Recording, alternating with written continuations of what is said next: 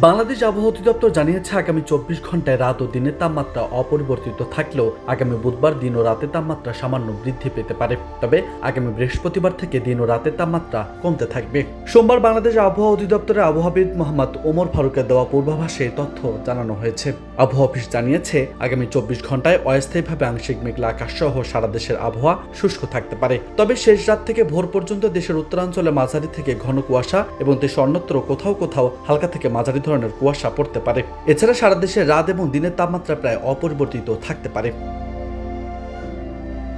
এদিকে আগামীকাল মঙ্গলবার সন্ধ্যা 6টা থেকে পরবর্তী 24 ঘন্টায় অস্থায়ী আংশিক মেঘলা আকাশ সহ সারা দেশে আবহাওয়া শুষ্ক থাকতে পারে। তবে শেষ রাত থেকে ভোর পর্যন্ত দেশের উত্তরাঞ্চলে মাঝারি থেকে ঘন কুয়াশা এবং দেশের অন্যত্র কোথাও কোথাও হালকা থেকে মাঝারি ধরনের কুয়াশাও পড়তে পারে। এছাড়া সারা দেশে রাতের তাপমাত্রা সামান্য বৃদ্ধি পেতে পারে এবং দিনের তাপমাত্রা প্রায় অপরিবর্তিত থাকতে পারে। আগামী 5 দিনের মধ্যে রাত এবং দিনের তাপমাত্রা আরও হ্রাস পেতে পারে বলে জানিয়েছে সংস্থাটি।